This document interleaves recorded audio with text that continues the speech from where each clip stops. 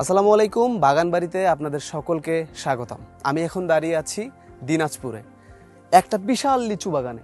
আপনারা হয়তোবা দেখতে পারতেছেন অলরেডি একটা বিশাল লিচু বাগানে আমি দাঁড়িয়ে আছি। তো এই লিচু বাগানে আসার উদ্দেশ্যটা আজকে আমি আপনাদেরকে জানাতে চাই। আমরা বলে থাকি যে আমরা সবসময় সিজনাল ফ্রেশ ফুড আপনাদেরকে দিয়ে থাকি। সিজনাল ফুড বলার কারণটা আপনারা অনেকে হয়তোবা জানেন, আবার অনেকে খুব একটা ভালোভাবে বুঝতে পারেন না। ন্যাচারালি যে ফলটা যে সময় হয় সেটাতেই প্রকৃত ভিটামিনটা পাওয়া যায়। তো আমরা আসলে এই বাগানে আসার কারণ হচ্ছে প্রকৃত ফলটা আপনাদের সামনে তুলে ধরতে চাই। অনেকেই দেখতে পারেন যে আমরা বিভিন্ন ধরনের লাল টসটসে লিচু বা বিভিন্ন ফল যেটা সিজন তার আগেই আপনারা শহরে বিভিন্ন জায়গায় দেখতে পারেন।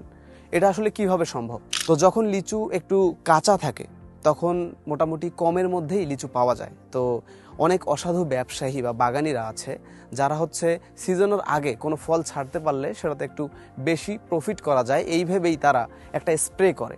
আর এই স্প্রেটা করলেই আপনার রাতারাতি লিচু একদম টসটসে লালে পরিণত হয়ে যাবে, যা দেখতেই শুধু লাল হবে, আসলে টেস্টও খুব একটা পাওয়া যাবে না, আর ভিটামিন এটা তো ভুলেই যান।